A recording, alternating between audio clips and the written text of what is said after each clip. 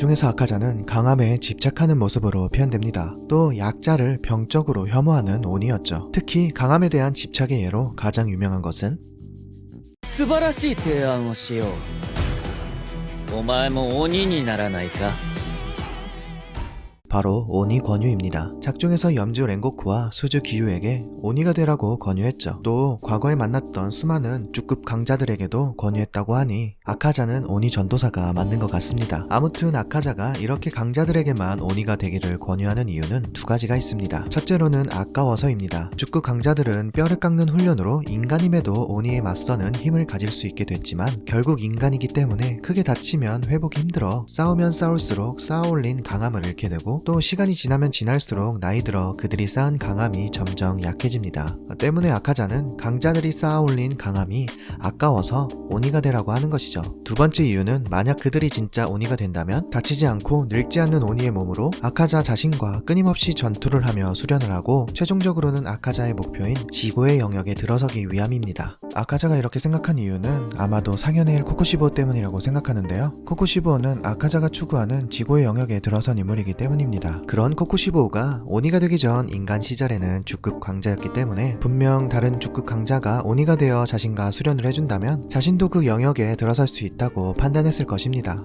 결국 아카자는 자신이 강해지기 위해 열심히 오니 권유를 하는 것이죠. 그럼 아카자는 왜 강함에 이토록 집착하는 걸까요? 무엇을 위한 강함일까요? 무잔에게 더 나은 부하가 되기 위해서? 그저 향상심 때문에? 오니들의 집착에는 늘 인간 시절의 바램이 강하게 작용합니다. 그럼 아카자는 인간 시절에 어떤 바램이 있었기에 이토록 강함에 집착하는지 한번 보도록 하겠습니다. 때는 탄지로가 태어나기 100년도 더 전에 일어난 일입니다. 아카자의 인간 시절 이름은 하쿠지였습니다. 하쿠지는 11살이라는 나이로 소매치기를 하다가 관에 붙잡혀 매질을 당하고 있습니다. 하쿠지의 몸에는 범죄를 저지를 때마다 새기는 범죄자 낙인이 하나 둘씩 새겨져 다음번에 붙잡히면 더 이상 낙인이 아닌 손목을 잘라야 하는 상황까지 갔습니다. 하지만 하쿠지는 아랑곳하지 않고 다음번엔 절대 붙잡히지 않을 거라 큰소리쳤죠. 성인도 맞으면 실신할 정도의 매질을 당한 하쿠지였지만 전혀 기세가 꺾이지 않았습니다. 그걸 본 어른들은 도깨비의 자식이라며 혀를 내둘렀죠. 이런 하쿠지가 소매치기를 하는 이유는 자신의 사리사욕을 채우려고 하는 게 아닌 바로 아버지 때문이었습니다. 하쿠지의 아버지는 지병으로 점점 야유어가고 있었고 그런 아버지에게 필요한 약은 어린 하쿠지가 감당하기에는 너무 비쌌습니다. 11살이 정당하게 성실하게 벌 수 있는 일로는 절대 감당할 수 있는 수준이 아니었죠. 때문에 하쿠지는 약값을 감당하기 위해 소매치기를 할 수밖에 없었습니다. 그러다 잡혀 온몸에 범죄자 낙인이 찍히고 살이 터지도록 매질을 당했지만 하쿠지는 괜찮았습니다. 아버지가 건강해지기만 한다면. 하쿠지는 유일한 가족인 아버지만이 삶의 이유였습니다. 아버지만 나을 수 있다면, 건강해질 수만 있다면, 더 오래 사실 수만 있다면 하쿠지는 더한 것도 할 수 있었죠. 어린 하쿠지의 각오는 그랬습니다.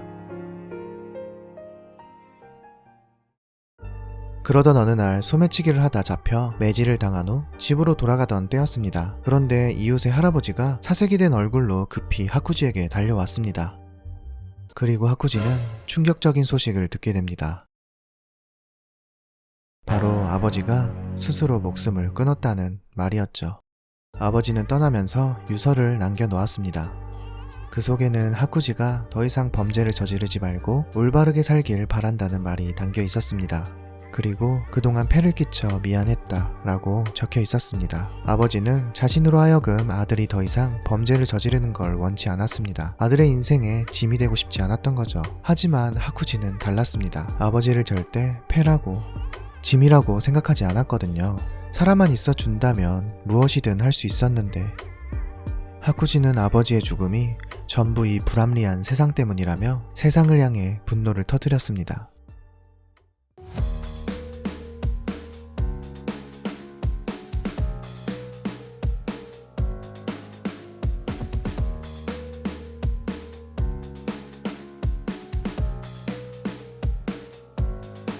그렇게 하쿠지는 울분에 못 이겨 망나니처럼 싸우고 다녔죠. 그러던 중 케이조라는 사람을 만나게 됩니다.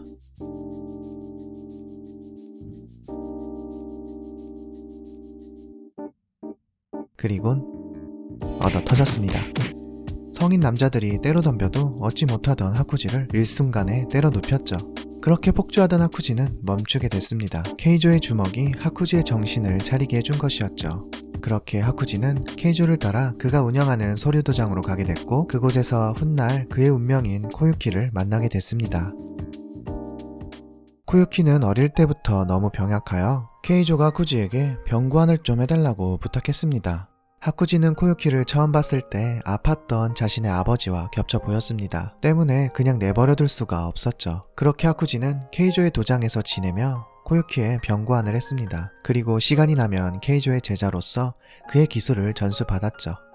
후에 아카자의 기술들은 바로 이 서류도장에서 배웠던 기술들이 모티브가 됩니다. 무튼 하쿠지는 코유키의 병구안을 무리 없이 수행하는 나나를 보내게 됩니다. 코유키는 자신 때문에 하쿠지가 힘들게 병구안을 하며 수련도 못하고 놀지도 못하는 것 같아 미안한 마음이 가득했습니다. 하지만 하쿠지는 그런 코유키에게 미안해하지 말라며 자신은 노는 것엔 별로 관심이 없고 단련은 시간 날 때 틈틈이 하고 있고 무엇보다 아버지의 병구안을 쭉 해왔기 때문에 이 정도는 힘들지 않다며 그녀를 안심시켰습니다. 코유키는 그런 하쿠지의 말에 미안함과 고마움을 느꼈죠. 하쿠지도 마찬가지로 케이조와 코유키 덕분에 마음의 안정을 찾았습니다. 아버지를 잃고 방황하던 자신에게 범죄자의 낙인이 찍힌 자신에게 살아갈 곳과 살아갈 이유를 같이 줬기 때문이죠. 때문에 하쿠지는 케이조와 코유키 그 둘에게 마음을 구원받았다고 생각했습니다. 그렇게 3년이라는 시간이 흘렀습니다. 하쿠지의 지극정성으로 코유키는 이제 돌아다닐 수 있을 정도로 몸을 회복했습니다. 그리고 지난 세월 동안 하쿠지의 지극정성의 과정들을 지켜봐온 케이조는 하쿠지를 자신의 딸을 믿고 맡길 수 있는 남자로 인정했고 둘의 교제를 허락했습니다. 이에 하쿠지는 더없이 행복했습니다. 죄인의 문신이 새겨져 있는 자신이 행복한 미래를 그린다는 걸 상상하지 못했거든요. 하물며 자신이 좋아하는 대상이 자신을 좋아하는 미래는 더더욱 상상하지 못했죠. 하쿠지는 행복에 겨워하며 자신에게 새로운 삶을 준 이 두 사람을 자신의 목숨을 바쳐서라도 지킬 거라 맹세하게 됩니다. 그리고 나서 어느 날 하쿠지와 코유키는 불꽃놀이를 보러 가게 됩니다. 사실 불꽃놀이 구경은 코유키의 어릴 때부터의 꿈이었는데요. 어릴 적부터 제 몸 하나 가누지 못했던 코유키는 불꽃놀이를 보고 싶어도 도저히 보러 갈 수 없는 몸 상태였고 몸은 점점 악화되어 갔기에 자신의 미래도 점점 불투명해져 갔습니다. 하물며 불꽃놀이는 평생 볼 일 없을 거라 생각했었죠. 하지만 하쿠지가 오고 나서 코유키에게 했던 말,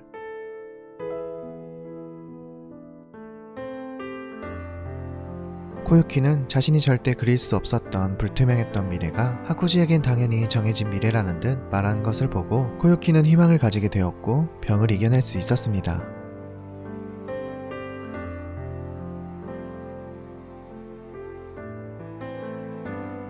그렇게 코유키는 하쿠지가 좋아졌던 거죠. 무튼 그렇게 둘은 불꽃놀이를 보러 왔습니다. 그리고 하쿠지와 코유키는 서로의 마음을 확인하고 부부의 언약을 맺었습니다.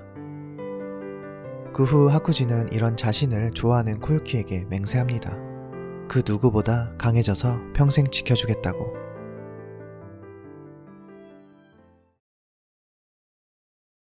얼마 후 하쿠지는 결혼하기 전에 이 행복을 전하러 아버지의 묘에 갔습니다. 아버지의 말대로 평범하고 행복한 삶을 살 수 있게 됐다고 전했죠. 늘 아버지의 말을 지키지 못할 거라 생각했지만 이제 마음이 한결 가벼워졌습니다. 그리고 하쿠지는 해가 지기 전에 도장으로 돌아왔는데 도장 앞에서 이웃들이 소란스럽게 모여 있었습니다. 하쿠지는 일순간 아버지 때와 마찬가지로 토가 쏠리는 듯한 불길한 기분이 들었죠. 그리고 한 이웃이 달려와 충격적인 소식을 전했습니다. 누군가 우물의 독을 풀었다고.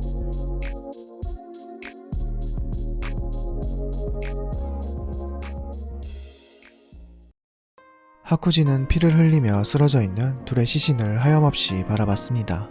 분명히 지켜주겠다고 약속했는데, 누구보다 강해져서 평생을 곁에서 지켜주겠다고 약속했는데 왜 자신은 늘 소중한 사람들이 위기일 때 곁에 없는 건지 자신이 너무 원망스러웠습니다. 하쿠지는 믿기지 않은 현실과 약속을 지키지 못한 죄책감, 그리고 소중한 이를 잃은 슬픔의 감정이 한데 섞여 거대한 소용돌이가 되었고 더 이상 온기가 느껴지지 않는 코유키를 끌어안으며 하염없이 눈물을 흘렸습니다.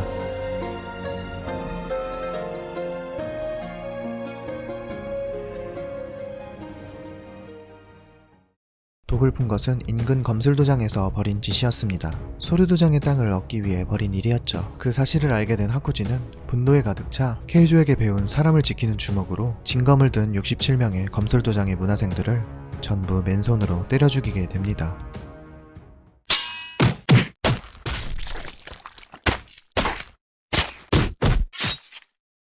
그 후 하쿠지는 반쯤 실성한 상태로 무잔을 만나게 되었고, 그에 의해 소중한 과거의 기억을 모조리 잃은 채 하쿠지는 아카자라는 이름의 오니로 살게 됩니다. 즉 아카자가 강함에 집착하는 이유는 결국 소중한 걸 지키기 위해서였습니다. 하지만 무잔에 의해 그 의미가 변질되었고 케이조 사범에게 배운 사람을 지키는 주먹으로 수많은 사람을 살해하게 된 것이죠. 때문에 아카자는 과거의 기억이 생각나자마자 탄지로 기우와의 전투에서 목이 잘린 것을 극복했음에도 더 이상 악행을 저지르지 않게 하기 위해 무잔을 거역해 스스로 몸을 무너뜨렸고, 탄지로의 주먹 덕분에 과거의 기억이 떠올랐기에 죽기 전 탄지로에게 고맙다는 미소를 지으며 아카자는 죽게 됩니다.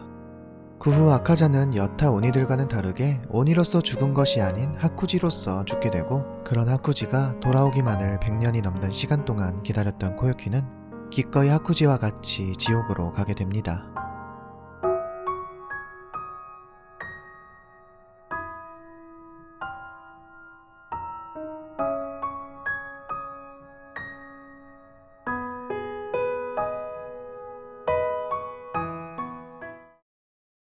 무튼 이렇게 아카자의 인생 이야기를 통해 아카자가 왜 그렇게 강함에 집착하는지를 알아봤는데요. 반대로 약자를 혐오하는 이유는 바로 근처 검술도장에서 독을 풀었기 때문입니다. 원래부터 검술도장에서는 힘으로 소류도장을 뺏으려 했는데 케이조와 하쿠지를 실력으론 도저히 이기지 못한다고 판단해 비겁하게 독을 쓰게 된 거죠. 때문에 하쿠지는 오니가 되면서 우물에 독이나 푸는 약자라는 혐오가 뇌리에 깊게 각인되어 약자들은 다 혐오하게 된 것이죠.